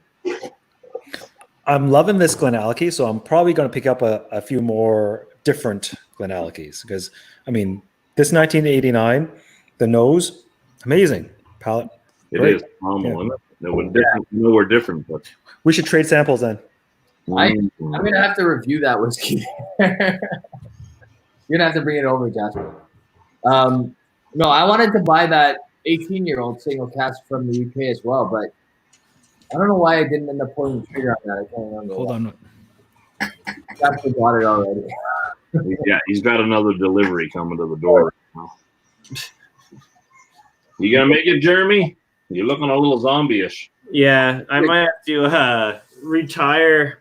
I mean, I had a bunch of Buckleys earlier. It's not really helping me though. Tell you right now, get some mushrooms, man. Yeah, I need the mushroom, man. Michael Shield, it's called. Yeah.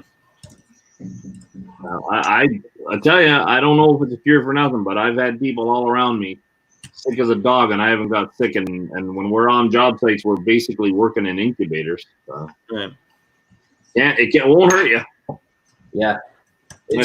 I honestly, I use it. I think I've already finished my bottle, to be honest with you. Yeah. Your wife made you throw it out. No, I use it. Actually, it was giving, for whatever reason, I gave it when this shit all started, I would spray a little bit in my son and my daughter's mouth. I would spray like a spray each. You're supposed to do 3. Yeah. I don't always do 3. I sometimes just do 2001. Nice. 25 of 304. Yeah. When did they get that shipped to you? Oh, is that the one you're looking for? I think that's the one. You're a jerk. Jasper, after being called a jerk, you're not going to share anymore, are you? Why don't you review this? That was That's dark, man. Well, that's an Everdower. Edward and it's only 10 years old. Is that a sherry cask or what is that? I think it is, yes. Look at the color on that. Is that the bottle? Oh, wow. That's the one that I wanted. Jasper, why are you going to do this to me all the time? Right? See, Rob, you don't have to worry anymore. See? Now you can sleep tonight. I can sleep easy knowing that Jasper has it. How's that help me? At least you know it's for somebody you love. See? I do love Jasper. So So I like that. Jeremy's like all hooded out now. A different What's one. that? Another So- 1989. I figured out how to do this now. Yeah, see, you're getting closer and closer to the cast numbers that I got. Exactly. I'm trying to get there. Don't worry, buddy. I think you got more than you want to share. At least I let everybody see what I got. I don't have it hiding somewhere in a sea can. So, I don't have nearly half your amount. Joey Short Pants is asking me. That's a great name. Is it added color? There's no color added to any Glen Alky. So He might have been asking about the Edrador. I don't think.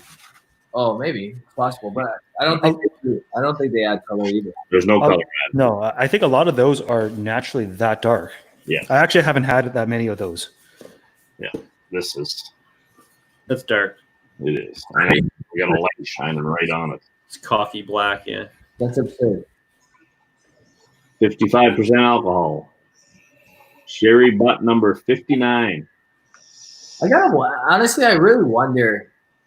In order, like that Mortlock that we had, they must. I don't know. Like I don't believe that they don't leave sherry behind in those barrels. Like it's just too dark. It's way too dark. Unless they rechar the barrel, and if they rechar the barrel, that makes more sense. But They could, but yeah, it could be a wet cask. You know, because that was a second fill cask too. that Mortlock was the darkest whiskey that I think we had. Yeah.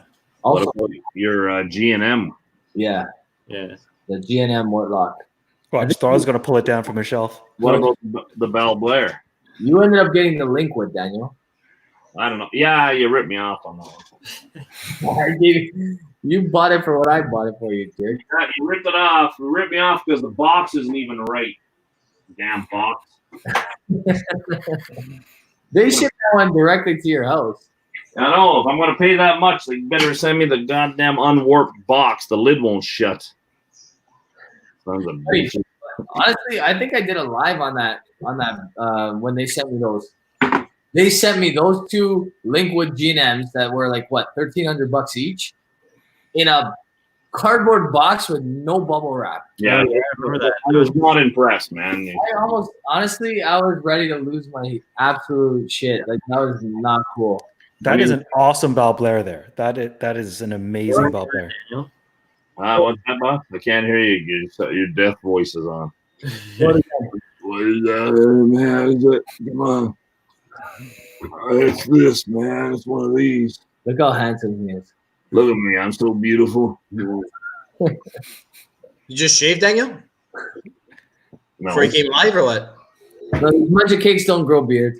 A little peach fuzz? Bianco. Bianco. That's what my Italian mama called me, Bianco. Or whatever she called me. Bianco, Bianco, some damn freaking Italian word. She wouldn't let me leave the she wouldn't leave me alone in the house, this little old lady. Sweet little old lady. When I got pretty hardcore sloshed on some ouzo. I don't know what it is with the Italians and ouzo. I think ouzo is a Greek thing, isn't it? Greek thing, yeah. Yeah, well, that's what they were serving there. Yeah, Greek brandy. That is the Italian equivalent, sambuca. No, this had some gold flakes in it, man. That's not Zambuca, is it? That's like Goldschlager. Nah, I don't know what. Well, maybe there was more than one. This is like 30 years ago, boys.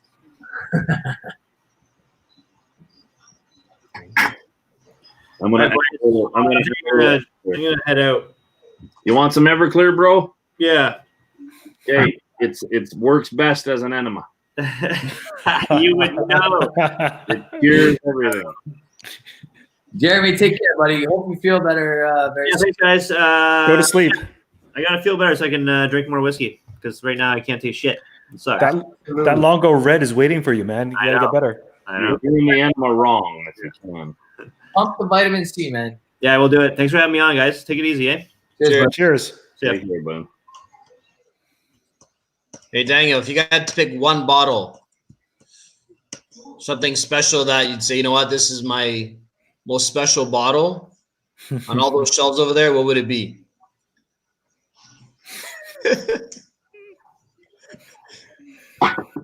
That answer your question, bro?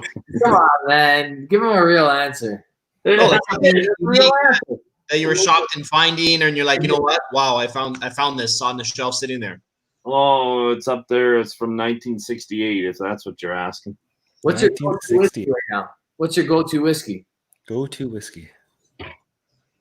Go-to whiskey. Other than all those samples. Everybody, yeah, that's the next question. So Daniel, you start since it's on you. I'd have to go out to the other room there, but I've been drinking an awful lot of this. The double single, and going to my SMWS here, and I've been, they're the ones I grab the most. Whatever floats your boat, number 12. I got about 100 bottles opened up in the closet there, so. Oh, and a 23-year-old JP Wise. That's good stuff, man. That's really good stuff, yeah. Paul, what's your go-to whiskey? You have it there, or you don't have it there? I don't have it here. As of late, it's been that Glendronach 15. Easy drinking, something really good, all around. So that would be my daily sipper if I had to choose. If I had more of it, I'd probably do the Bell Blair 90. If I had more of it. Yeah, that's good stuff too. Jasper, what about you, man? I think I'm the opposite of you guys. I mean, with the virus and social isolation, trying to teach my kids school, I've been just grabbing top shelf stuff every day, right? Just trying to get through the day. So right now, yeah, I've been going through my Glenalky collection. Nice. Awesome. I love Glenalky, man. Honestly, Glenalky is probably my current most go-to distillery. My neighbor gave me this bottle. That's the 10-year-old cash strength. It's the only one that I didn't have in the rundown. So I had a whole bunch. Actually, I didn't have the 25-year-old either. Obviously not the single casks. But other than the 10-year-old Glenalky and all the other Glenalkys, I've been going at this one quite a bit, man. This is such good stuff. And your Amrut. The Amrut, yeah, that's been that took a nice beating as well. But this is one of them. Lately, actually, I haven't touched the Amrut as much lately because I've been saving it for you guys to try. And then that's all I got left of that bad boy. When did I open that? In January? I think I had the first dram out of there, and that was it. Yeah, I'm saving this last bit for you. That's about it. Those Rob pours will do it to you. Those Rob pours will do it to you. That's true. That's true. So we've almost been on for 2 hours. We've been on for an hour and 5 minutes. What is going on here? It's been a while. So I guess my next and last question of the night. What is your favorite whiskey of all time? And I guess if there's a backstory, you can give the backstory as well. So Daniel, let's start with you. It's a 30-year-old whiskey. I have no idea what it is. So what's the backstory behind that? I went to a whiskey or a fundraiser called Hopscotch, and this girl that I'd met, I forget where, a long time ago, was working behind the counter for some repping or working for a liquor store. And she said, "Hold on a second." She reached under the table and poured this 30-year-old stuff. And I went, "Holy crap, man, this is good whiskey." And that's actually even where I really started buying and collecting whiskey. Nice. Many, many years ago. And to this day, and I have seen her occasionally. She still reps she doesn't work in a liquor store anymore. She still reps. You ever meet a guy named Andrew Wells? I don't think so. He's Scottish, but he has quite the Rastafarian haircut, and he was actually a rep for lots of companies.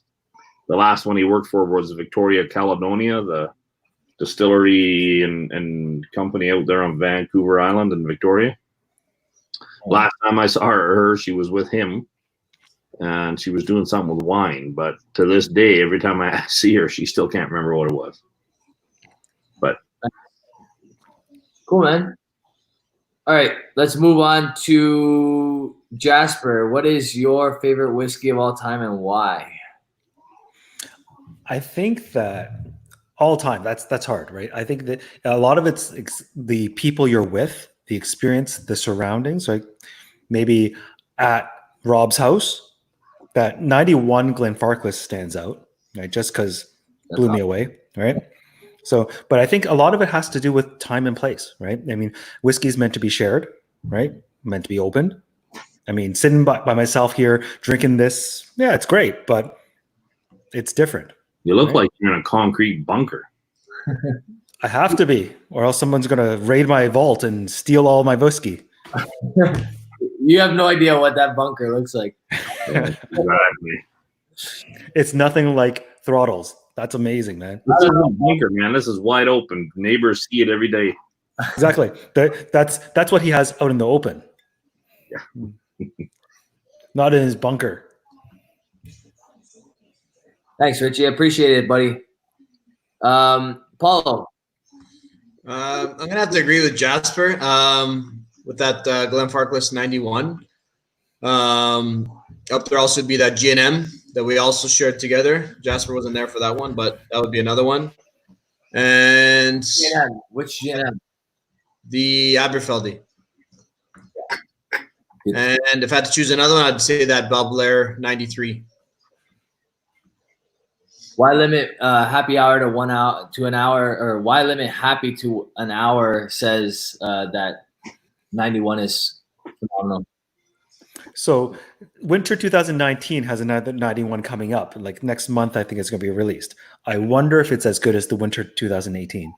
Yeah, man. Honestly, like that Glenfarclas 91 blew my doors off. Like I could not believe how good that was. A little bit better than that, I think, was the Mortlock, the G&M that Jeremy and I split. I think that's probably my top two. I'm not sure, to be honest with you. I know I've went back and forth with the Highland Park 30 and the Linkwood. What's the year on that Linkwood again, Jasper? 87. Oh no, it's 84. I think it's 84. I think I bought it because it was an 84. Yeah, so that Linkwood was really good, but that Linkwood has a disclaimer, and the disclaimer is it needs water before it's going to get to that like epic level. So I think for me, it's between a Mortlock G&M 1987, a Glenfarclas 91 winter family cask, or the believe it or not, the 009 Glendronach Grandier. That one was pretty epic as well. Danga probably has a bottle on the shelf somewhere. Of what? 1991? Family cask? Yeah. Nope. I got one family cask. That's the 69. 68, and you can owe me one. Or is that the other way around? Oh no, yeah. I said that totally ass backwards, but anyway. Rob will delete this conversation. I have to make the correction. I meant to say the Mortlock, not the. I don't know why I said Aberfeldy. What do I have of Aberfeldy anyway? Just the one that you're talking about. See, he's got everything back there. He's like a store. I don't have everything back here. I'm just not afraid to share it like you are. You like to hide stuff. Jasper pops everything, man. Jasper brings everything to the house, pops it. Everything's open. This is a Glen Burgie. That's actually really good whiskey. That's a 97? Not 95. Which one you have, Rob? I was gifted that bottle by Peter White. He's drinking probably. Peter White knows more about all whiskey than all four of us. Probably. Peter White has forgotten more about whiskey than all four of us. Man, he literally has a photographic memory. He knows on the spot. Yeah, like. Yeah, what else does the guy do? He's that's a good question. He prices drawings for like I think like like a crayon company? Like he priced it, huh?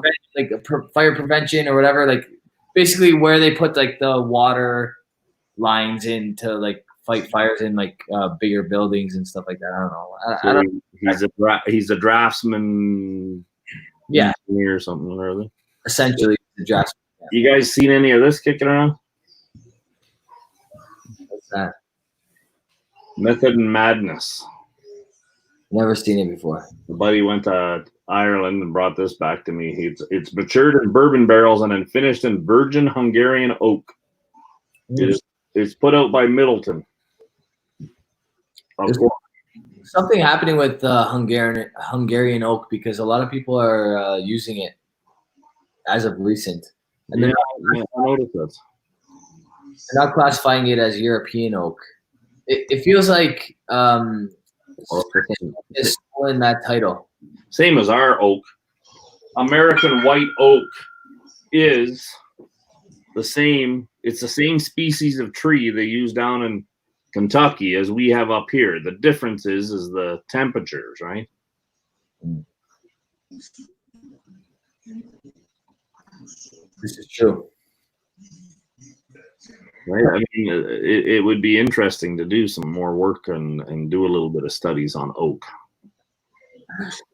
Is that a Toit? That's a what's it called? Austin Powers reference, I think. Your beard looks toit. Toit like a toiger. What they don't know is that you got that powder stuff that they sell on late night TV and sprinkle it in your beard first. Eh?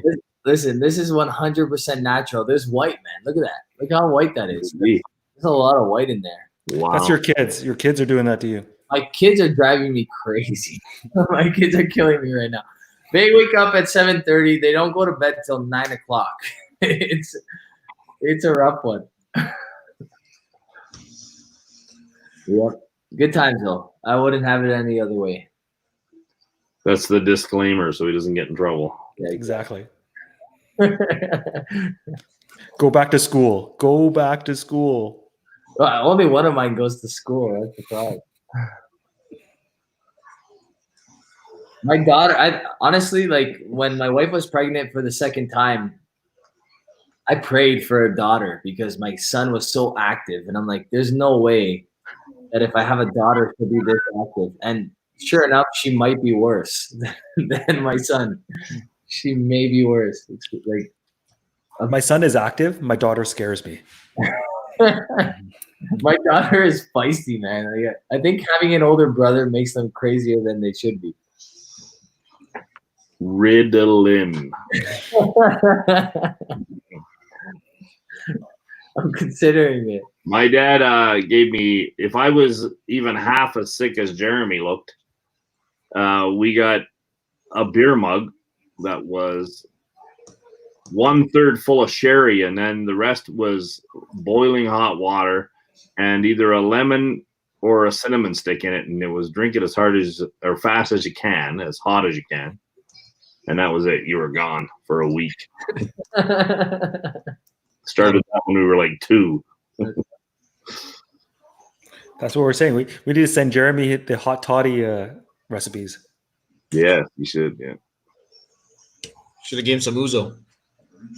So before we take off, I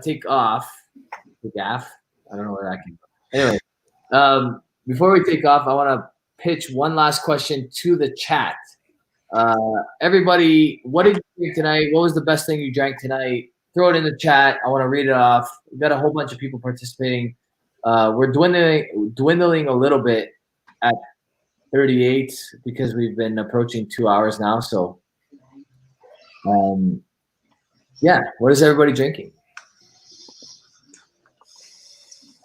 Melatonin is Bronco Rog's saving grace during this COVID crisis. Melatonin. JG5555 is drinking Paul John Bold. Very good stuff.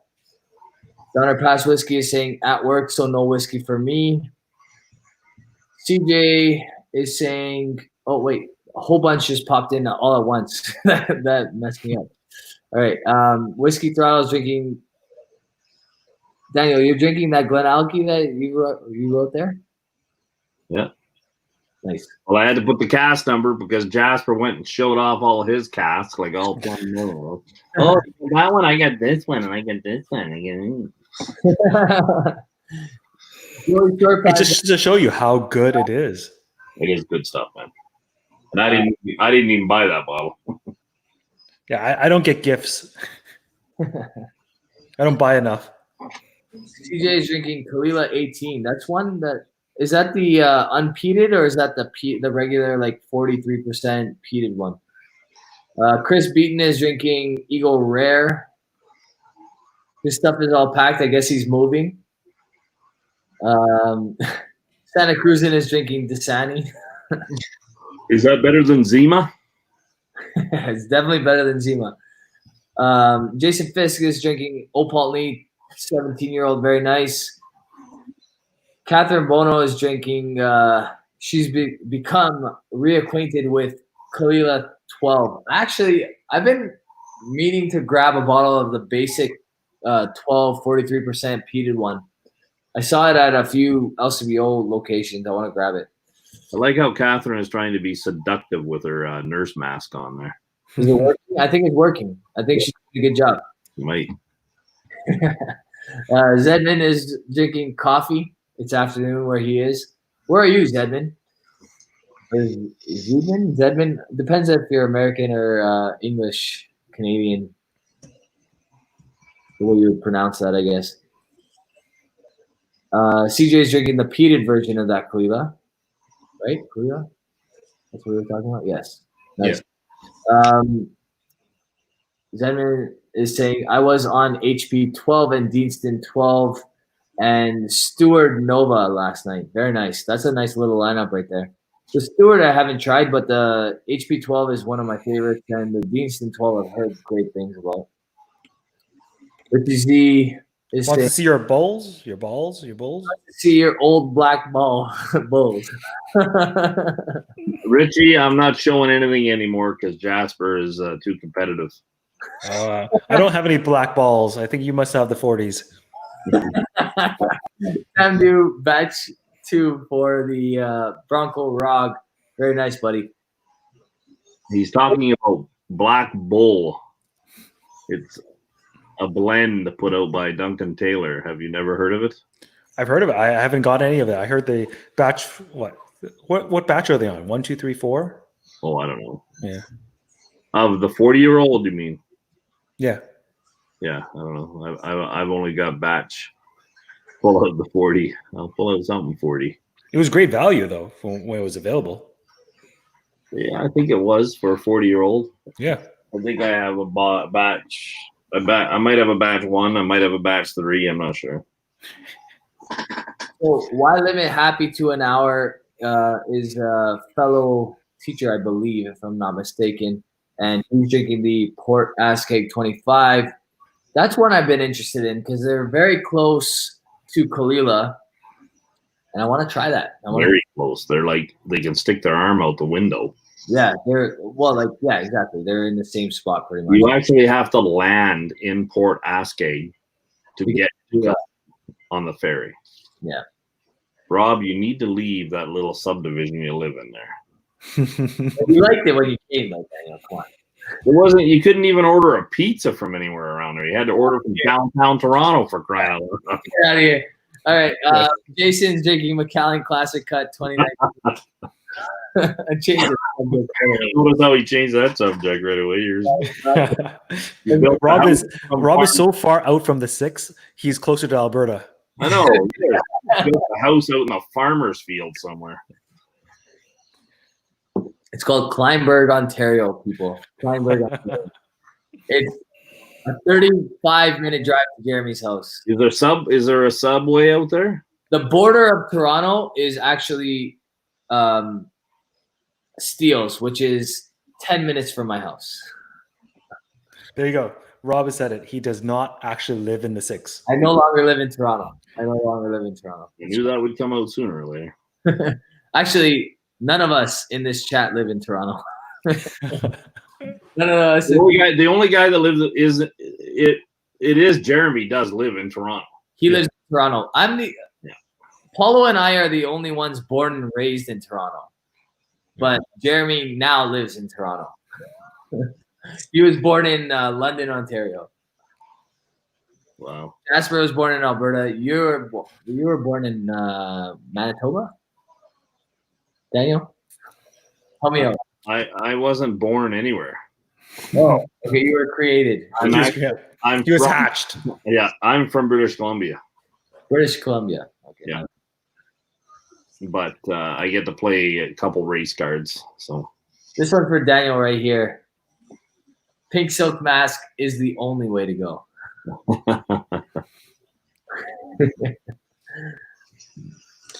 I'm sure Rob will be putting one on soon. Wishful thinking there, Daniel. Wishful thinking. What do you think? All right, gentlemen. Thank you so much for joining me tonight. I really appreciate it. You guys can stick around. I'm going to end this broadcast before I have another dram of anything that's going to get me more intoxicated than I already am. Guys, you guys are awesome. Everybody in the chat, thank you so much for sticking around. You guys stuck around for 2 hours, which is like probably more of a accomplishment for you guys than for us because we were just thinking. Who wants to do this again next week? I'm doing it again next week. I don't know about you guys. You guys can definitely join if you want. Guys, awesome. I really appreciate you joining in the chat live on YouTube with me. Everybody in the chat, you guys are awesome. I appreciate you guys. You guys can also check me out on Instagram if you haven't already. You can check me out on Facebook. I do have Patreon, but I'm not charging my Patreons as of yet. I'm going to wait till the isolation period is over and people are back at their jobs. I don't feel comfortable charging people for Patreon at the moment, but that'll change obviously when everybody is back at work. So Daniel, why don't you tell them where they can find you because you're the only other person here with a YouTube channel. Yeah, you can find me at Whiskey Throttle, one word, no E, and on YouTube, and then you can find me on Instagram as whiskey.throttle because somebody already stole the Whiskey Throttle. Yeah, don't follow the other guy. Don't follow the other guy. No, that guy's a bastard. You can follow him. I mean, one does nothing, and the other one's they've got some channel, but it has nothing to do with whiskey. Yeah. All right. Thank you very much, everybody, and thank you, Rob. It's whiskey and motorcycles over there. Yeah. You tried. My pleasure. And Paulo and Jasper, you guys will hopefully see them again in my house very shortly, but maybe next week on Maybe silently. Silently. And don't forget Sipper. Where is it? Sippers. This year and is now gone, but yeah, you definitely have to subscribe to him if you haven't already. Cheers, everybody. Cheers, guys.